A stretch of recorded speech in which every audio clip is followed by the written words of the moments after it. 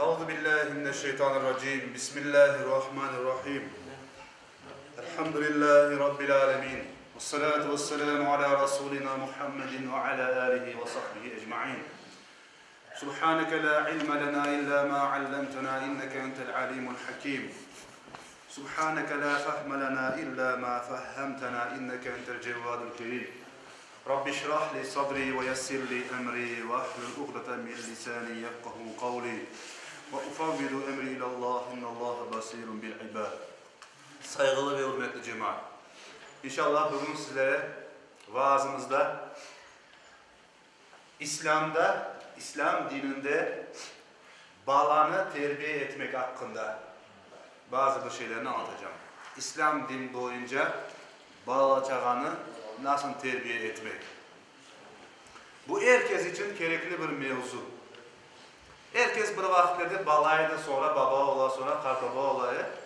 Yani bu devir daima devam eder. Balalık, babalık, karbabalık, karkanalık, işte analık daima devam eder. İnsan mutlaka bir gün balalıktan başlayır. Bala olganda insan tertemiz, günahsız, hatasız, böyle Allah Teala onu tertemiz yapıp dünyaya getirir. İslam fıtratında, İslam tabiatında bala dünyaya gelir. Bir ayette Allah Teala böyle buyurar. Allah Teala sizlerini dünyaya getirgende, analarınızdan dünyaya gelgende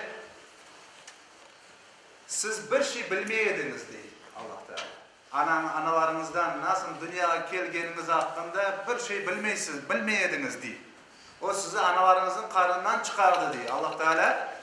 Bizlerini analarımızın karnından çıkardı. Bizlerin hiçbir şey aklımızda yok, bilmeyik bir şey. Ve eşitmek için sizlerge kulaklar verdi diye Allah Teala. Görmek için sizlerge gözler verdi diye. Ve anlamak için gönüller, akıl fikirler verdi diye. Bunun için belki şükredersiniz diye buyuruyor Allah Teala.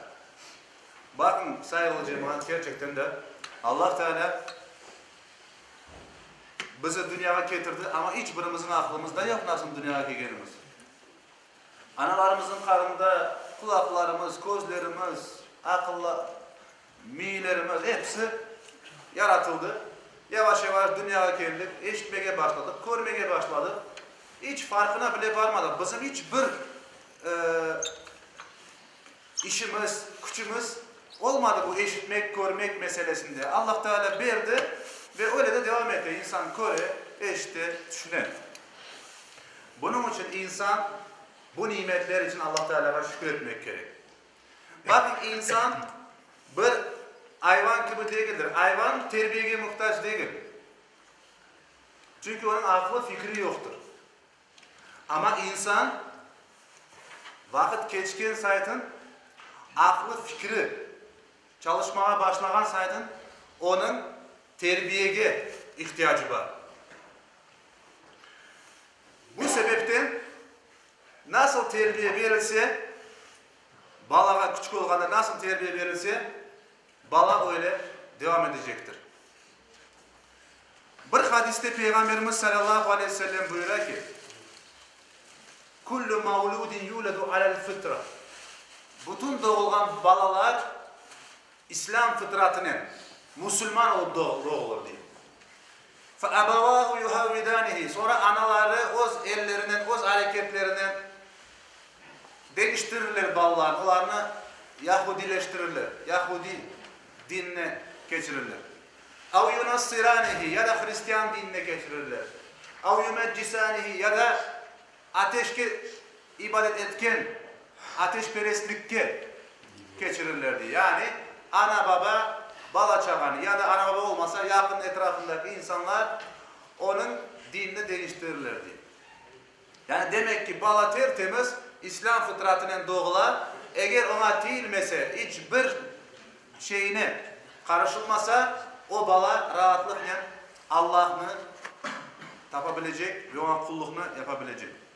Saygılı cemaat, bala çağalarımız bu dünyada bizim için imtihan vesilesidir.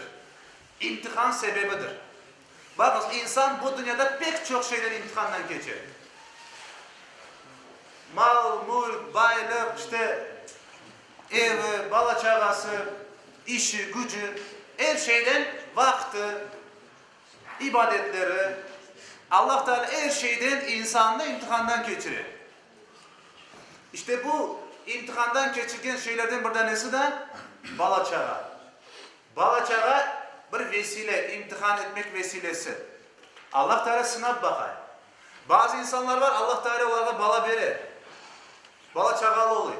Ballarıyla sınav bakar. Bazı insanlara bala çağası olmuyor. Allah öyle takdir etken balası olmuyor, bala çağası olmuyor. Bütün liçenyasında yapar, tedavisinde yapar ama bala çağası olmuyor. O insanı da Allah Teala başka türlü sınav bakar. Onun sabrını, onun hareketlerini, hayatını sınav bakar. Yani o imtihansız, sınavsız kalmayın. Herkesin Allah Teala birisine verip sınav bakar, birisine vermeyip sınav bakar.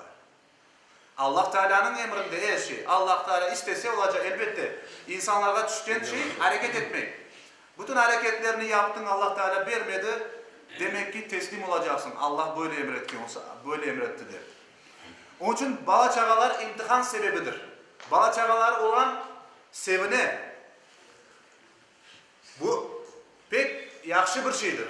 Kuvançtır. Korantanın meyvasıdır. Bala çağa kuvançtır. Ama bununla beraber bala çağa da imtihandır. Bala çağı nasıl yetiştirsen, nasıl baksan, nasıl bir insan ortaya çıkarsan ona göre ya Allah'tan mükafatını alacaksın ya da cezasını çekeceksin. Mesela bir taş olan, bir taştan bir oyup o taşı oyup işleyip bir şeyler çıkarırlar, doğru mu? Sanatkarlar bir şeyler yaparlar o taşlardan. Onun gibi yeni doğulan balada işlenmemiş bir taşka okşar. Sen ona ne yerleştirsen, mesela bu plastilin gibi elinde ne yapsan, nasıl insan yetiştirsen ona göre ya Allah'tan mükafat alacaksın ya da cezasını alacaksın. Mesela Allah Teala Kur'an-ı Kerim'de böyle buyuruyor sayılı cemaat. Bismillahirrahmanirrahim. وَاعْلَمُوا أَنَّمَا أَمْوَالُكُمْ وَأَوْلَادُكُمْ فِتْنَةٌ وَأَنَّ اللّٰهَ عِنْدَهُ اَجْرٌ عَظِيمٌ. Ey insanlar biliniz ki diye Allah Teala. Bakın bizlerge haber veriyor Allah Teala. Biliniz ki diye. Unutmanız hiçbir vakit. Mallarınız, mallar degende en fukara adamın bile üstündeki urbası bile onun malı sayılır. Allah Teala ona vergen vaktince kullanmaya. Herkesin bir malı vardır. Bay adamın malı çoktur, fukara adamın malı azdır ama herkesin mutlaka bir malı vardır. Mal degende tek sığır, koyun, hayvan değil. Bütün mal. Varlık. İşte bu varlıklarınız ve evladukum, evlatlarınız, bala çağanız. Sizler için bir imtihan vesilesidir diye Allah Teala. İnnemâ emvâlukum ve evlâdukum fitnetun. Fitne sözünün manasından bir tanesi imtihan demektir. İşte mallarınızı Allah Teala bellemeyiniz ki ondan siz hesapsız, kitapsız nasıl kullansanız. Yok. Onun hesabı var. Allah Teala bala çağa bellemeyiniz ki o bala çağa ben özüm için cevap vereceğim bala çağa olsun. Yok. Onlar da imtihan. İnsan bala çağası için de Allah'ın karşısında hesap kitap verecek sayılı cemaat. Başka bir ayette Allah Teala bakın ne buyuruyor? Bismillahirrahmanirrahim. Ya eyyühellezine amenu. Ey müminler, ey Müslümanlar.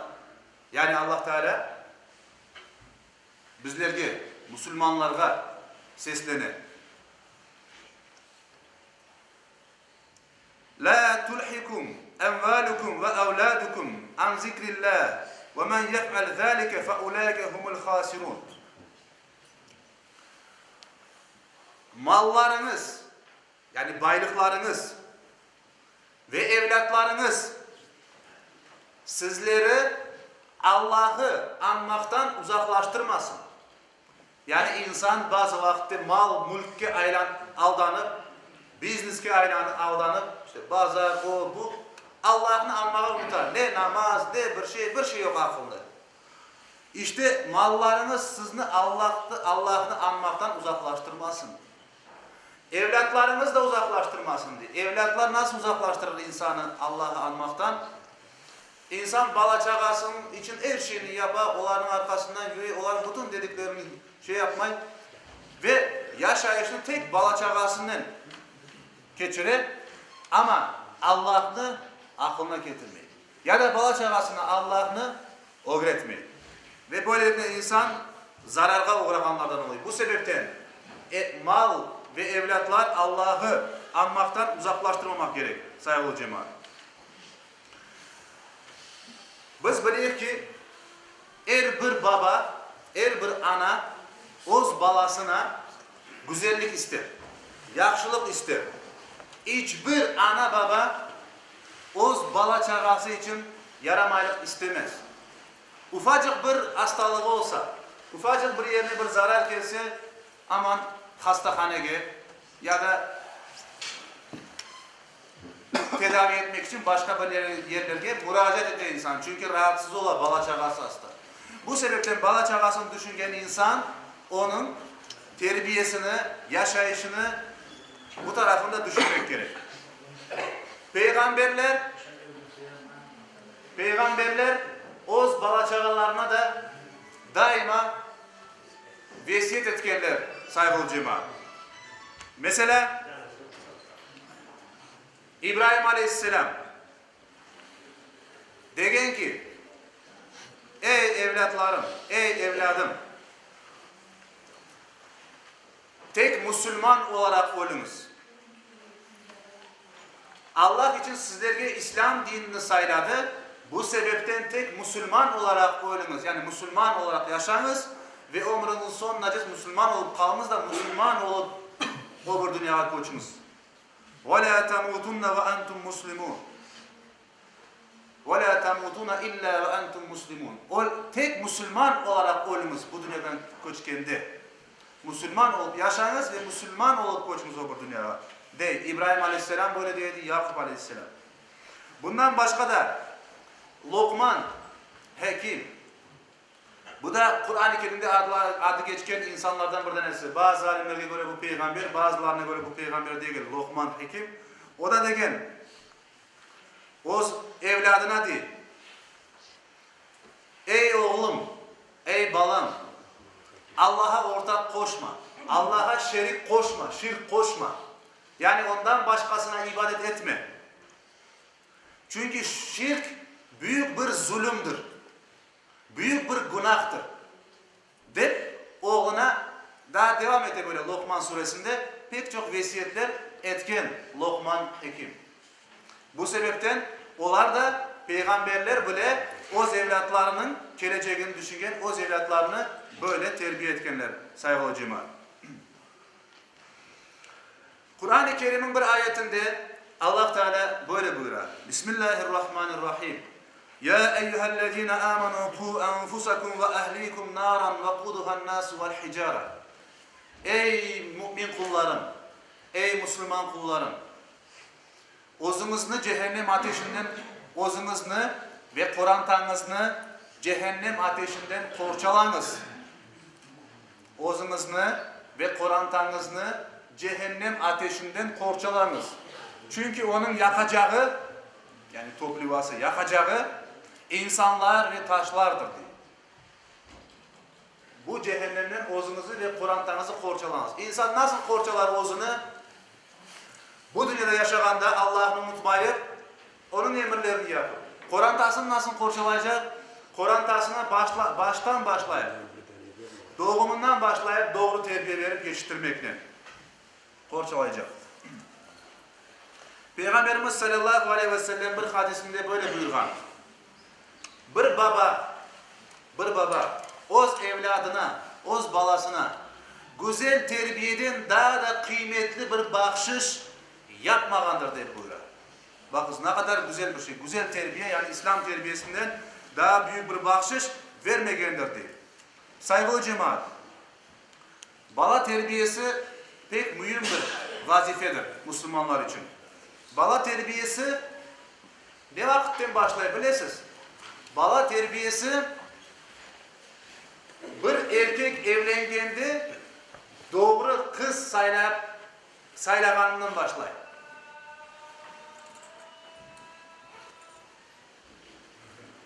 Bir kız, doğru bir kız, saliha bir kızını saylasa o vakitten başlay onun bala terbiyesi. Ve devam etti. Anasının karnında da el alaşak, el al içmek ondan da devam etti. Ama en birinci evlenmeden evvel saliha, doğru yolda olan, Allah'tan korkan, imanlı bir kızını saylap o vakitten başlayıp. Bala terbiyesi. Peygamberimiz sallallahu aleyhi ve sellem o'zi bize en güzel numune olgan. Balalarni nasıl terbiye edeceğini pek güzel göstergen. O'zi daima balalarla oyun oynagan, balalarının yanında olgan, onlarni omuzuna algan. Hatta bilesiz, Hazreti Ayşe anamız anlatkanına göre Hazreti Fatıma yüklü olganda, oğlu Hasan'a yüklü olganda onu sık sık ziyaret edeydi. Ve ona aytaydı, doğulur doğulmaz bana haber ver deydi. Çünkü doğulgan son Peygamberimiz sallallahu aleyhi ve sellem'e haber verdiler. O da ne yaptı? Tatlı bir hurmanı alıp ağzında azıcık çaynap o balanın ağzına kaptırdı. Tahnik diler buna. Bu da sünnettir. Böyle yapıp balada tatlı bir şey Peygamberimiz sallallahu aleyhi ve sellem o balanın ağzına kaptırdı. Bu da gösteriyor ki bir bala doğulganda Allah'ın sevgili kullarını, böyle alimlerini, Allah'a daha yakın olan kullarını çağırıp onların duasını almak pek güzel bir adet olganını gösterir. Saygılı cemaat, bala birinci doğulganda ne yapılır? Bala birinci doğulganda işte onun Peygamber sallallahu aleyhi ve sellem yapkan gibi başta bu tatlı şey ağzına verilgen son sağ kulağına ve sol kulağına, sağ kulağına ezan, sol kulağına kamet okup adı veriliyor. Bu da neyini gösterir? Beşikten mezara kadar ilim öğrenmek, bilgi almakның emniyetini gösterir. Birinci yapkan iş Allah'ın adını işittirmek, ezanı işittirmek. Ezanı işittirmek manası ne? O balaga bunu öğretecek şey namazın, yani Allah'a iman ve namazın. O ezanda kelime-i şehadet var, namaz sözleri var. Kelime-i şehadetini öğretesin kulağına, işittiresin. Namazga davet edip namaz kılmak gerek olganını anlatırsın balaga. Bir taraftan da dinini öğrenmek gerek olganını beşikten mezara kadar Peygamberimiz sallallahu aleyhi ve sellem degen beşikten mezara kadar ilim öğreniriz degen. Bu sebepten bu da onu gösterir. Ondan sonra balaga isim koyular. İsim koyular. Peygamber sallallahu aleyhi ve sellem bunun üstünde de pek çok durgan, pek çok anlatkan ve aytkan ki siz kıyamet günü adlarınızla ve babalarınızın adlarıyla çağıracaksınız. Onun için adlarınızı güzelleştiriniz. Bakın o adlarınızla ve babalarınızın adlarıyla çağrılacaksınız. Mesela Hasan oğlu Veli gibi.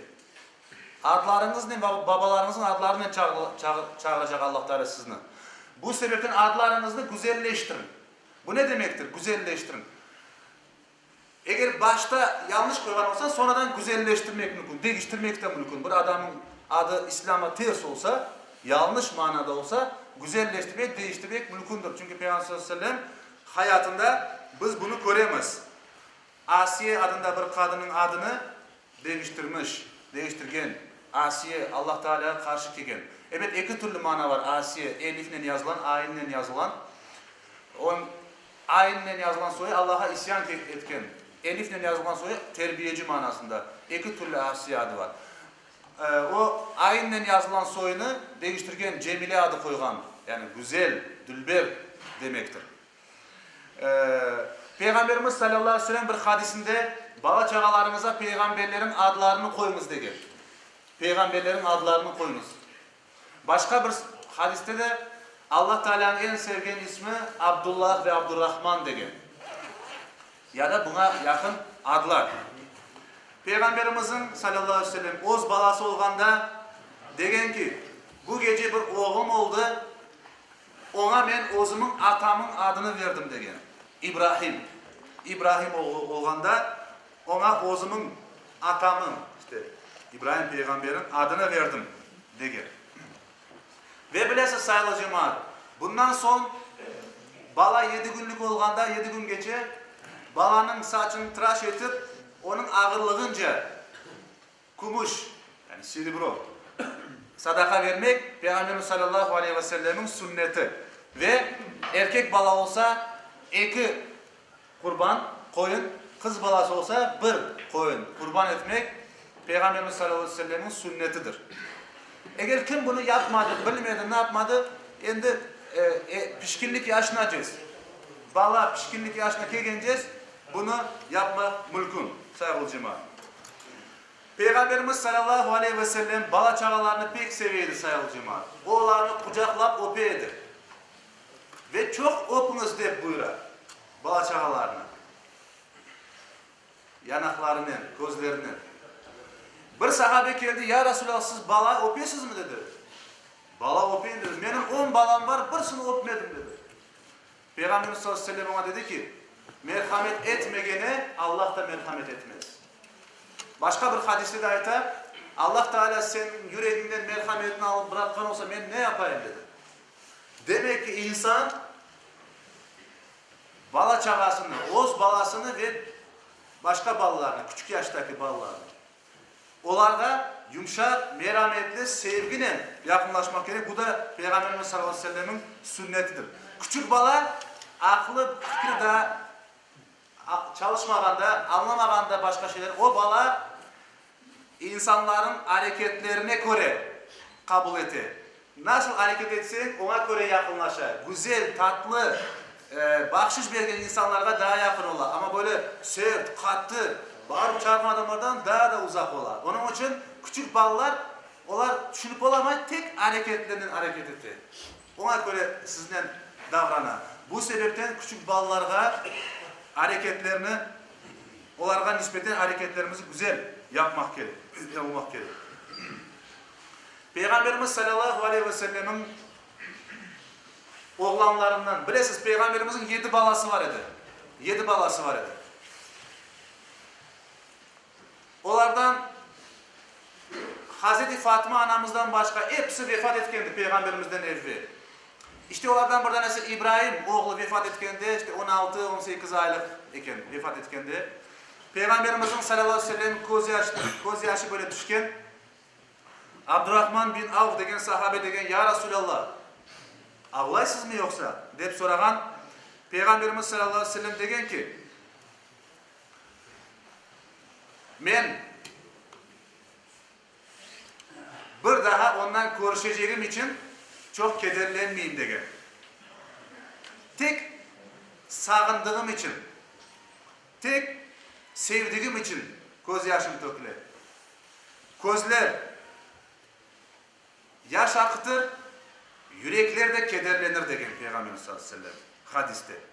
Bu sebepten Peygamberimizin öz evladını kaybetkende böyle, onu o vakitte böyle Allah'a isyan etmegen, Allah'a karşı gelecek sözler aytmagan. Peygamberimiz sallallahu aleyhi ve sellem öz torunlarını alıp daima birisini bir tarafına oturup, birisini bir dizine oturup, ya Rabbi ben bunları seveyim, sen de bunları sev ya Rabbi degen. Kız torunu Hazreti Zeynep kızının balası, kız torunu Umame namaz kılganda, rukiye varganda koyayken Peygamberimiz ayağa turganda gene onun eline alayken böyle bazı vakitte torunları namazda olganda Peygamberimizin sırtına çıkayken Peygamberimiz namazını uzatan sahabeler belli ki Peygamberimizge Allah'tan bir ayet gele, bir haber gele, onun için bekleyin. Son soradılar, ya Resulallah secdeni bu kadar uzak yaptın, uzattın, Allah'tan bir vahiy, bir haber geldi mi deyip soraganda Peygamberimiz sallallahu aleyhi ve sellem dedi ki benim sırtımdaki, arkamdaki bu balanı onun avesini, onun istegini kesmek istemedim. O benim sırtımdaydı, oynaydı. Onun avesini, istegini kesmemek için secdemi uzattım diye. Bazı vakitlerde de bala sesi eşitse namazda anası tez o balaga baksın deyip namazını kısa yapaydı. Belki bala bir hastalığı var, belki bir zarar nesi var. Ona göre namazını kısaltaydı. Anası namazını tez bitirsin de balaga baksın deyip. Onun için Peygamber sallallahu aleyhi ve sellem bala çağına saygılı cemaat pek büyük emniyet veriyordu. Ve bir hadiste buyuruyor ki Peygamberimiz sallallahu aleyhi ve sellem de ki siz balalar değil, öyle bir varlıklar değil. Allah Teala sizlerle sınav bakadı. Kızganç olacak mı? Ya da korkak olacak mı? Ya da cahil bala osturacak mı? Bunların hepsini nasıl yapacağımızı bakmak için Allah Teala bizlerini sınay sizlerle değil. Allah Teala sınay, balanı nasıl osturacaksın? Nasıl bala olacak bu bala? Peygamberimiz hadiste bunu bildiriyor saygılı cemaat. Hürmetli cemaat.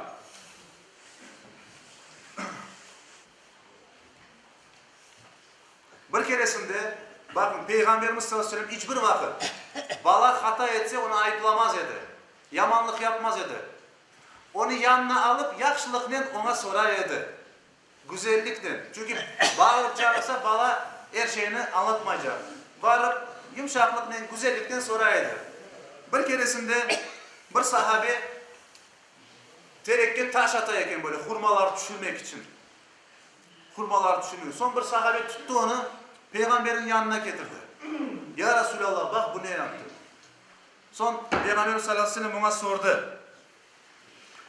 Ey evladım, hurmaları niçin öyle taşla atıp düşürüyorsun degende.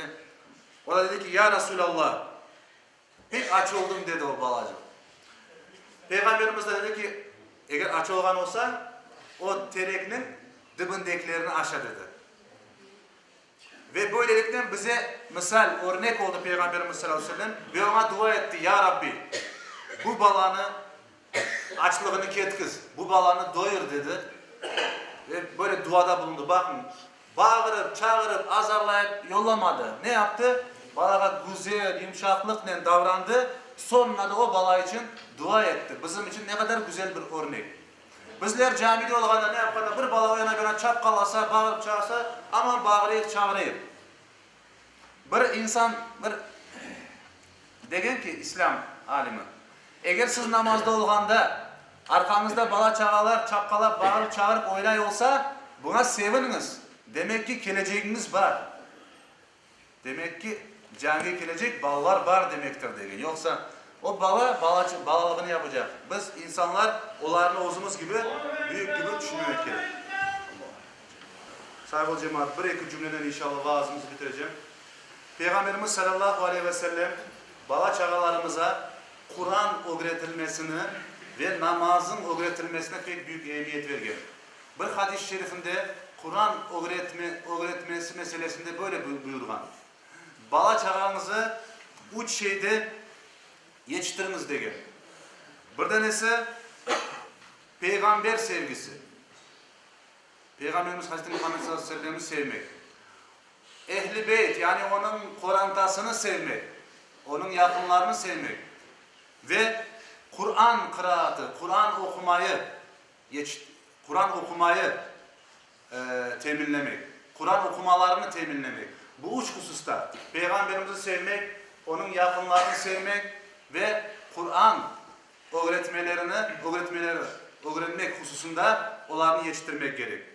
Namaz meselesinde ise Peygamberimiz sallallahu aleyhi ve sellem buyurgan ki balanız 7 yaşında olganda namazını öğretin degen. Bakın tap ne vakit Peygamber sallallahu aleyhi ve sellem buyurgan. Şimdi endi bu marifçiler yani bala çakalarını okutan mektepler neler? Onlar endi daha yakına da bileler bu 7 yaşlarında bala en böyle yakşı algan, anlagan yaşlardı. Peygamberimiz o vakitte 7 yaşında balaga namazını öğretin degen.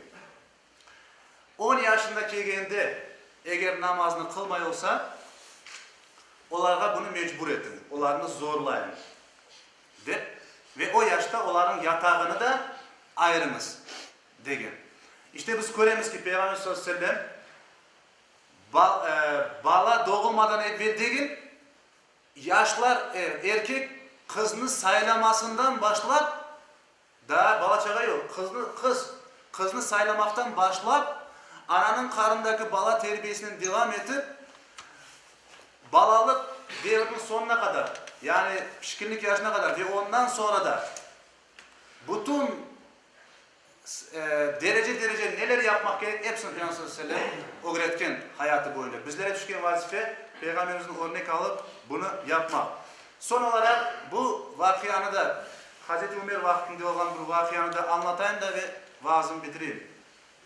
Bizler bala çağalarımıza numune olmak gerek. Bala çağamıza yap deyip de insan ozu yapmasa onun tesiri olmaz. Bir keresinde bir adam Hazreti Ömer'e gelip balasını şikayet etti. Benim balam böyle yapa deyip şikayet etti. Sonra Hazreti Ömer o balanı çağıra. Bak yavrum, bak balam. Sen bilesin, Allah'a imandan sonra bizim ikinci vazifemiz ana babaya hürmet etmek. Onların yüreğini, canını ağırtmamaktır. Böyle yapsan senin ibadetlerin de kabul olmaz. Eğer ana babanın yüreğini kırsan, onların canını alsan ibadetlerin de kabul olmaz. Çünkü senin Müslüman olmana sebepçi olardır. Müslüman Kur'an'dan geldin deyip o balağa nasihat ete böyle. O bala bütün bu nasihatlerini dinlegen son dey ki ey müminlerin emiri Hazreti Ömer dedi. Bunların hepsini ben kabul edeyim di. Endi bana ait di. Benim hakkım var mı di? Ana babamın üstünde de benim hakkım var mı di? Hazreti Ömer di. Elbette ki hakkın var. Nedir o hakkı? Sen daha doğulmadan evvel senin baban saliha, doğru bir kızını saylamak gerek. Ondan sonra balağa güzel isim sana güzel isim koymak gerekler ve sana dinini öğretmek gerekler. O bala Hazreti Ömer'e dedi ki, ey müminlerin emiri, babam bana terbiye nedir öğretmedi. Anam bir ateşperesinin kızı. Benim ismimi de böyle kara böcek degen managa kelgen bir ad koydular, kara böcek. Allah'ın kitabından, dininden bana bir harf, bir bukva bile öğretmediler. Ben bir şey bilmeyeyim bu mevzularda degende Hazreti Ömer o balanın babasına aylandı ve dedi ki o bala sana yamanlık yapmadan sen o balağa yamanlık yapkansın dedi.